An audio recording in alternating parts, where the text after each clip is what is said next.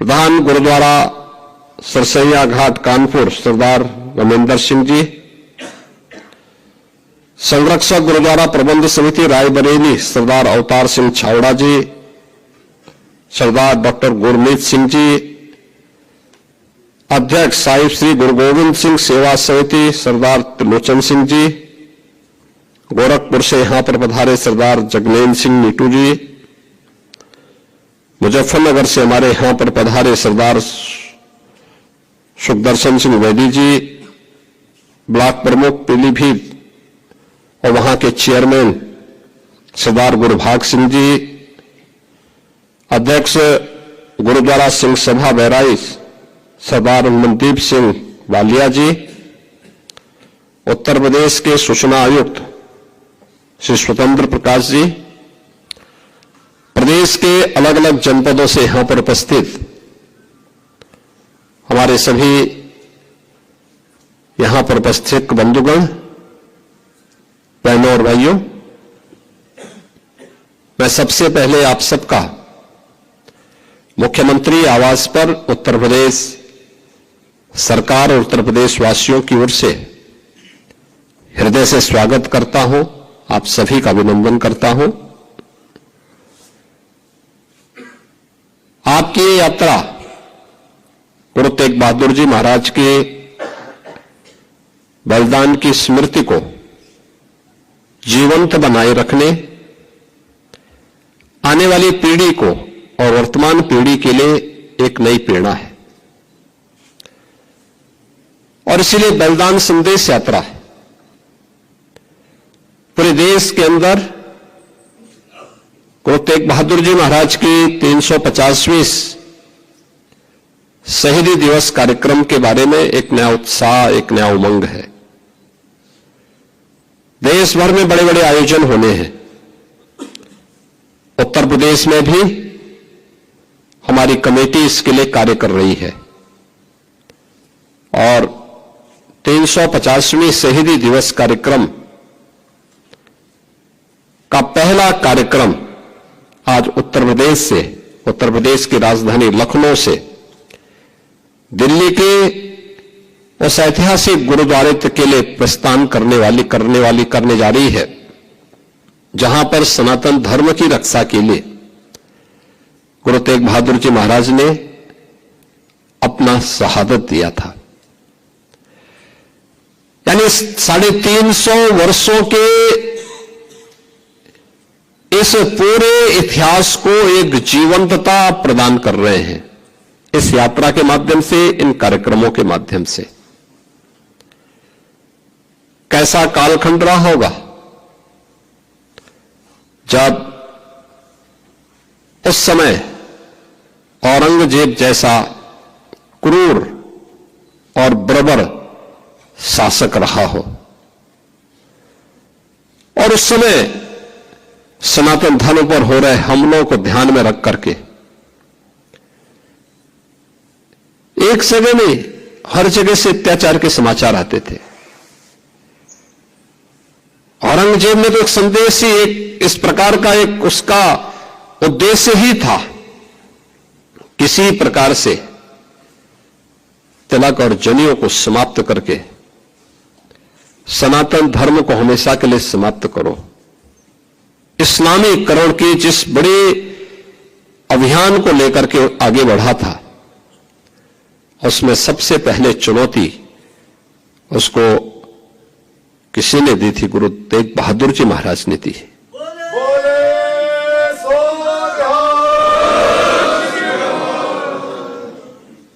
आप याद करिए कि गुरु तेग बहादुर जी महाराज ने उस चुनौती को स्वीकार किया और क्या क्या अत्याचार नहीं हुए। भाई सतीदास के साथ में, भाई मतीदास के साथ में, भाई दयाला जी के साथ में किस किस प्रकार का अत्याचार हुआ, किस क्रूरता की सारी सीमाओं को तोड़ करके उन्होंने भय से, प्रलोभन से गुरु तेग बहादुर जी महाराज को इस्लाम स्वीकार करने के लिए दबाव बनाया, लेकिन वे अपने पद से कतई विचलित नहीं हुए। उन्होंने अपनी शहादत दी, लेकिन आने वाली पीढ़ी के लिए एक नई प्रेरणा भी दे दी। यही शहादत की परंपरा है जिस पर वर्तमान भारत की नींव खड़ी है। आज हम स्वतंत्र भारत में दुनिया की चौथी बड़ी अर्थव्यवस्था के रूप में अपने आप को स्थापित किए हैं।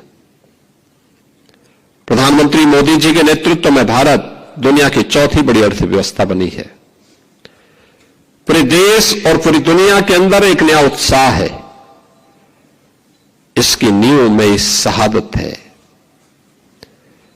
वह बलिदान है जो चार साहबजादे देश और धर्म की रक्षा करने के लिए अपने आप को बलिदान करने में संकोच नहीं करते। और यही कारण है कि सत्य को कोई समाप्त नहीं कर सकता है। हर काल, हर परिस्थिति में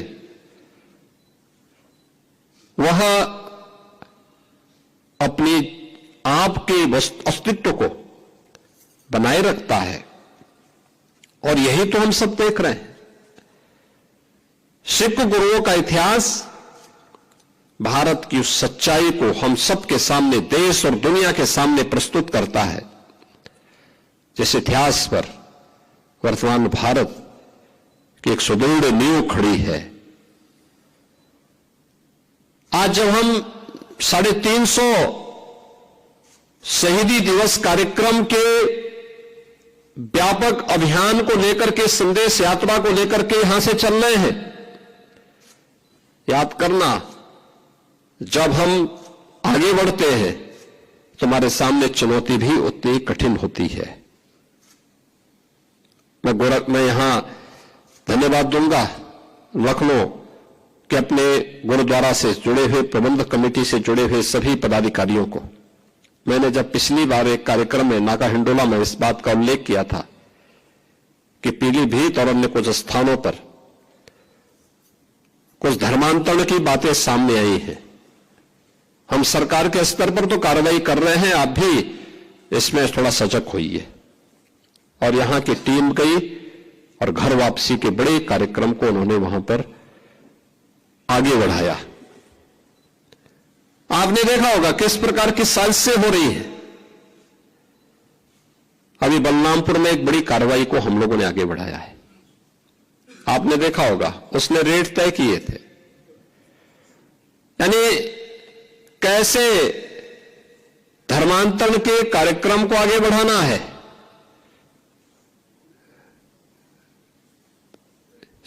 हिंदुओं में, ब्राह्मण में, क्षत्रिय में, सिखों में, अन्य ओबीसी जातियों में, अनुसूचित जाति जनजाति के लोगों को कैसे धर्मांतरित करना, सबके रेट उसने तय किए हुए थे। विदेशों से उसमें धनराशि आ रही थी।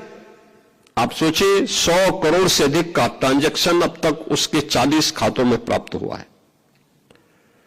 और लगातार उस अभियान को आगे बढ़ाने का कार्य कर रहा था।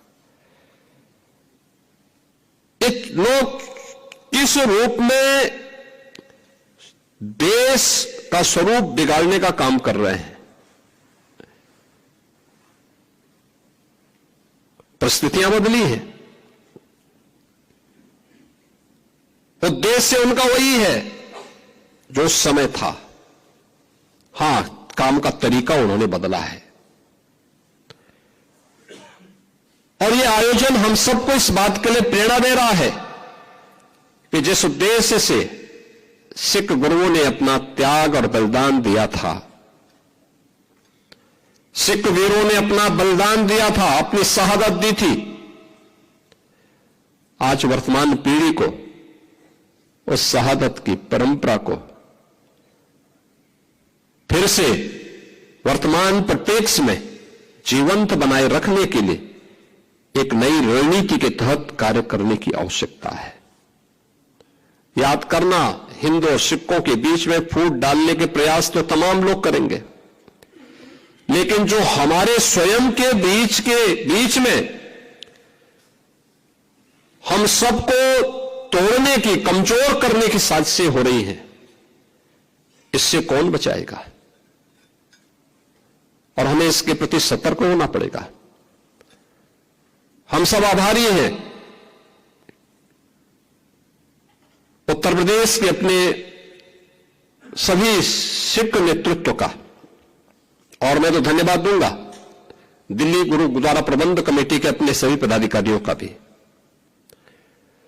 उत्तर प्रदेश के हर कार्यक्रम में उनका बहुत सकारात्मक योगदान प्राप्त होता है, और उत्तर प्रदेश के हमारे ये पूरी टीम एक भाव के साथ मिलकर के कार्य करती है। और यहां पे जब भी कोई आवाज हम सामूहिक रूप से आगे लेकर के चलते हैं, वो एक राष्ट्रीय आवाज बनती है और वो सफल भी होती है।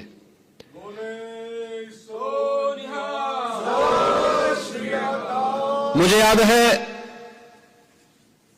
गुरु नानक देव जी महाराज की 550वें प्रकाश पर्व के अवसर पर यहां पर कीर्तन का कार्यक्रम आगे बढ़ा। इसके उपरांत तो अनेक ऐसे कार्यक्रम हुए।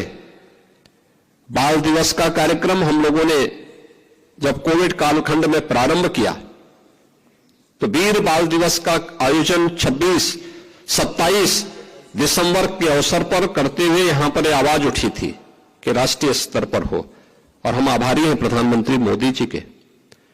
उन्होंने 26 दिसंबर की तिथि को वीर बाल दिवस के रूप में अखिल भारतीय स्तर पर इस आयोजन को आयोजित करने का निर्णय लिया, और अब यह एक अपने आप में राष्ट्रीय आयोजन बन गया है।